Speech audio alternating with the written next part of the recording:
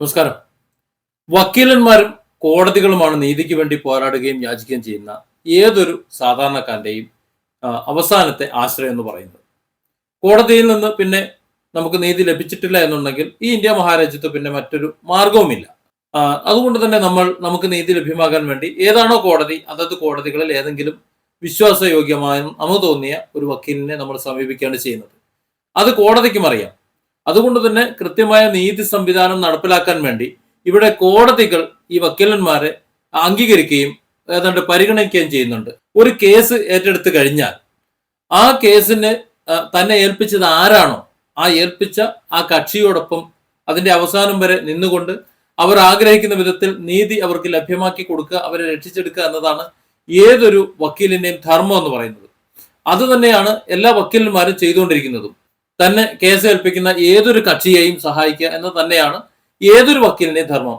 മറുവശത്ത് അത് ആരാണ് എന്ന പ്രശ്നമേ അല്ല. അതായത് മറുവശത്ത് നിൽക്കുന്നത് ഒരു പക്ഷേ തന്റെ കുടുംബക്കാരോ അല്ലെങ്കിൽ തങ്ങൾക്ക് വേണ്ടപ്പെട്ടവരോ അല്ലെങ്കിൽ മറ്റുള്ളവരോ അങ്ങനെ ആരെങ്കിലും ആണ് എന്നുണ്ടെങ്കിൽ കേസിൽ നിന്ന് മാറി നിൽക്കാം, മറ്റാരെങ്കിലും അവർ ഏൽപ്പിക്കട്ടെ എന്ന നിലപാട് എടുത്തിട്ടില്ല എന്നുണ്ടെങ്കിൽ ആ കേസ് ഏറ്റെടുത്തു കഴിഞ്ഞാൽ മറുവശത്ത് ആരാണ് എന്ന് നോക്കാൻ പാടില്ല എന്നതാണ് ഈ ന്യായധർമ്മം എന്ന് പറയുന്നത്. അതായത് മറുവശത്ത് നിൽക്കുന്ന കക്ഷി ആരാണ് എന്ന് നോക്കാനേ പാടില്ല. ഏറെ പഴി കേൾക്കുന്നുണ്ട്, അറിയാലോ. അഡ്വക്കേറ്റ് ആളൂരിനെ പോലെയുള്ള കുറെ പേർ ധാർമ്മികതയുടെ പേരിൽ ഒരുപാട് തെറിവിളി കേൾക്കുന്നുണ്ടെങ്കിലും ഈ അഡ്വക്കേറ്റ് ആളൂരിനെ പോലെയുള്ളവർ പോലും തങ്ങളുടെ കക്ഷിയെ രക്ഷിക്കുന്ന നിലപാടിൽ ഉറച്ചു നിൽക്കുന്നുണ്ട്. അതിനുവേണ്ടി ഏതറ്റം വരെയും അവർ സംസാരിക്കുന്നുണ്ട്, പ്രവർത്തിക്കുന്നുണ്ട്. അത് തന്നെയാണ് ഒരു വക്കീലിന്റെ ധർമ്മം. ആ കേസ് ശരിയോ, ആ കേസിൽ പ്രതിയോ, ആ പ്രതി ചെയ്ത പ്രവൃത്തി എന്ത്, അതൊക്കെ മറ്റൊരു വിഷയമാണ്.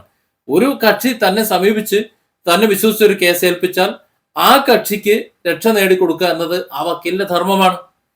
മറുവശത്ത് അതല്ല ശരി എന്ന് തെളിയിച്ചുകൊണ്ട് ആ രീതിയിൽ കേസ് തെളിയിക്കേണ്ട ഉത്തരവാദിത്വം അപ്പുറത്തുള്ള വക്കീലിനുണ്ടാവും. അവർ ചെയ്യട്ടെ. അപ്പോൾ ഇപ്പുറത്ത് നിൽക്കുന്നത് തെറ്റും അപ്പുറത്ത് നിൽക്കുന്നത് ശരിയും അല്ല. ഏതൊരു പൗരനായാലും ഇന്ത്യൻ നിയമവ്യവസ്ഥയിൽ ആ പൗരന്മാർക്ക് അർഹമായ നീതി ലഭിക്കേണ്ടതാണ്, അവരുടെ ഭാഗം പറയാൻ ആളുണ്ടാകേണ്ടതാണ് എന്നത് നിയമമാണ്. അത് പറയുന്നതിനെ നമ്മൾ എതിർക്കേണ്ടതില്ല. അതുകൊണ്ട് തന്നെ ഈ വക്കീലന്മാർക്ക് കോടതിയിൽ വലിയ ഒരു പരിഗണനയാണുള്ളത്. അതുപോലെ ജനങ്ങൾ വിശ്വസിച്ച് ഈ വക്കീലിനെ ഏൽപ്പിക്കുകയും ചെയ്യുകയാണ്. എന്നാൽ ഇതിനൊക്കെ അപവാദമാണ് നവീൻ ബാബു കേസിൽ തന്റെ കൂടെ നിൽക്കും എന്ന് വിശ്വസിച്ച് കേസ് ഏൽപ്പിച്ച തന്റെ കക്ഷിയെ വഞ്ചിച്ചിട്ടുള്ള അഭിഭാഷകനെ ശ്രീകുമാർ എന്ന് പറയുന്നത്. നമുക്ക് തുടക്കം മുതൽ അറിയാവുന്ന കാര്യമാണ്.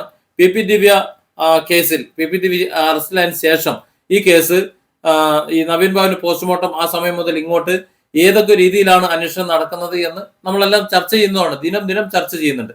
അതുകൊണ്ട് തന്നെ കേരളത്തിലെ ഒരു അന്വേഷണ ഏജൻസി അന്വേഷിച്ചു കഴിഞ്ഞാൽ അത് ക്രൈംബ്രാഞ്ച് ആയാലും മറ്റേത് സ്പെഷ്യൽ പോലീസ് ആയാലും എന്തായാലും അവർ അന്വേഷിച്ചു കഴിഞ്ഞാൽ ഇനി ഈ സർക്കാർ തന്നെ ചുമതലപ്പെടുത്തുന്ന ഏതെങ്കിലും ഒരു ഉന്നത ഉദ്യോഗസ്ഥൻ നേരിട്ട് തന്നെ ഇറങ്ങിക്കഴിഞ്ഞാലും നീതി നടപ്പിലാക്കില്ല എന്നറിയാവുന്ന നവീൻ ബാബുവിന്റെ കുടുംബം, ഭാര്യ മഞ്ജുഷയും കുടുംബവും അവർ CBI അന്വേഷണം വേണം എന്ന് തുടക്കം മുതൽ തന്നെ പറയുന്നുണ്ട്. അതിനുവേണ്ടി തന്നെയാണ് അവർ സിംഗിൾ ബെഞ്ചിൽ, ഹൈക്കോടതിയുടെ സിംഗിൾ ബെഞ്ചിൽ അപേക്ഷ വെക്കുന്നത്. അതിനുള്ള തെളിവുകളെല്ലാം ശേഖരിച്ചു വെക്കാനാണ് വിവിധ കോടതികളിൽ അവർ ഹർജി കൊടുത്തിരുന്നത്. എന്നാൽ ഹൈക്കോടതി സിംഗിൾ ബെഞ്ചിൽ കൊടുത്തിരുന്ന ഹർജി തള്ളിയതോടുകൂടി CBI അന്വേഷണം വേണ്ട എന്ന് പറഞ്ഞതോടുകൂടിയാണ് അവർ ഹൈക്കോടതിയുടെ ഡിവിഷൻ ബെഞ്ചിൽ എത്തുന്നത്. ഡിവിഷൻ ബെഞ്ചിലും എത്തുമ്പോഴും അവരുടെ ഉദ്ദേശം എന്ന് പറയുന്നത് CBI അന്വേഷണം വേണം എന്നത് മാത്രമാണ്. ആ ഒരു അവരുടെ ഉദ്ദേശത്തെയാണ് ശ്രീകുമാർ എന്ന മുതിർന്ന ഹൈക്കോടതി അഭിഭാഷകൻ അവരെ ചതിച്ചുകൊണ്ട് സർക്കാരിന് അനുകൂലമായി കോടതിയിൽ വാദിക്കുന്നത്. ഇവിടെ നമ്മൾ ചിന്തിക്കേണ്ട ഒരു കാര്യം എന്ന് പറയുന്നത്, ഈ സർക്കാരോ അതിന്റെ സർക്കാർ സംവിധാനങ്ങളോ തങ്ങൾക്ക് നീതി തരില്ല എന്ന് ഉറച്ചു വിശ്വസിക്കുന്ന സർക്കാരിന്റെ തന്നെ ഭാഗമായ ഒരു വ്യക്തിയാണ് മഞ്ജുഷ എന്നുള്ളതാണ്. ആ മഞ്ജുഷയാണ് വിശ്വസിച്ച് ഈ അഡ്വക്കേറ്റ് ശ്രീകുമാറിനെ ഈ കേസ് ഏൽപ്പിക്കുന്നത്. അതേ വക്കീൽ താൻ ഏറ്റെടുത്ത ഉത്തരവാദിത്വം നടപ്പിലാക്കാതെ സ്വന്തം താല്പര്യത്തിൽ വേട്ടക്കാരെ സഹായിക്കുന്ന ഒരു നടപടി എടുക്കുമ്പോൾ എന്താണ് നമ്മൾ മനസ്സിലാക്കേണ്ടത്? കൊടും ചതിയല്ലേ അദ്ദേഹം ചെയ്തത്.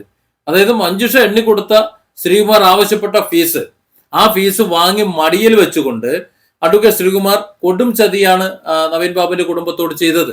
വിചാരണ വേളയിൽ കോടതി ചോദിക്കുന്നത് CBI അന്വേഷണം വേണമോ എന്നാണ്.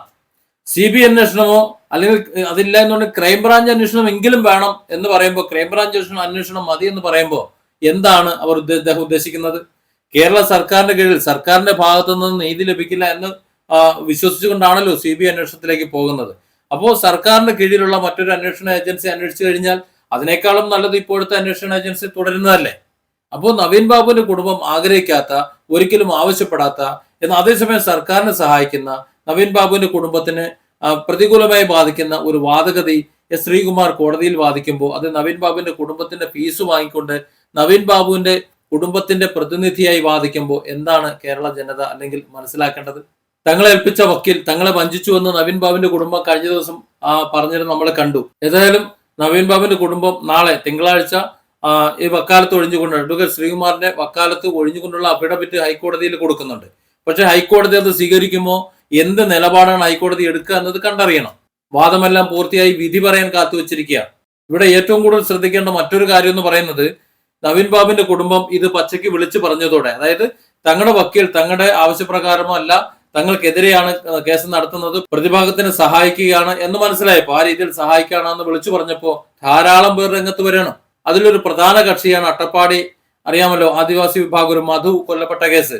ആ കൊല്ലപ്പെട്ട കേസിൽ അവരുടെ കുടുംബം അവർ പത്രസമ്മേളനം വിളിച്ച് ഈ അഡ്വക്കേറ്റ് ശ്രീകുമാറിന്റെ വഞ്ചന കഥ പുറത്തു പറഞ്ഞു കഴിഞ്ഞ ദിവസം. സമാനമായ രീതിയിൽ വാളയാർ കേസിലും അഡ്വക്കേറ്റ് ശ്രീകുമാറിന്റെ ഇടപെടൽ ഉണ്ടായിരുന്നുവെന്നും, അത് മാത്രമല്ല കെ രമ, ടി പി ചന്ദ്രശേഖരൻ വധക്കേസുമായിട്ട് ബന്ധപ്പെട്ട് അവരുടെ കേസിലും രമ സമർപ്പിച്ചിട്ടുള്ള ഹർജി അതും കൈകാര്യം ചെയ്യുന്ന ശ്രീകുമാറാണെന്നും അതും വെച്ച് താമസിപ്പിക്കുകയാണെന്നും പറയുന്നുണ്ട്. അത് ചുരുക്കം പറഞ്ഞാൽ ഇവിടെ CPM-ന്റെ ഒരു ചട്ടുകമായി പിന്നിൽ നിന്നുകൊണ്ട് കളിക്കുകയും എന്നാൽ നീതി തേടി അലയുന്ന മുന്നിൽ നിൽക്കുന്ന സാധുക്കളെ വഞ്ചിക്കുകയും ചെയ്യുന്ന ഒരു ദൃശ്യമാണ് ഇവിടെ ഇപ്പോൾ സാർവത്രികമായി കേട്ടുകൊണ്ടിരിക്കുന്നത്.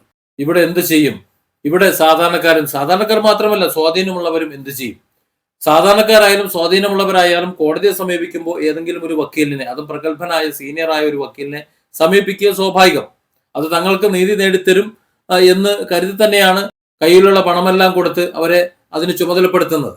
അവർ തന്നെ ഇത്തരത്തിൽ തങ്ങളെ വിശ്വസിപ്പിച്ച് തങ്ങൾക്ക് നീതി തേടിത്തരാൻ വേണ്ടി കേസ് ഏൽപ്പിക്കുമ്പോൾ അവരെ വഞ്ചിച്ച് ഇത്തരത്തിൽ പെരുമാറിയാൽ നീതി തേടി എത്തുന്ന നീതിപീഠങ്ങളെ സമീപിക്കുന്നവർ ഇനി എന്ത് ചെയ്യും? ആരെ സമീപിക്കും? എങ്ങനെ അവർ നീതി തേടും എന്നാണ് ഇപ്പോൾ സംശയിക്കുന്നത്. Different angles. Don't forget to subscribe and support this channel.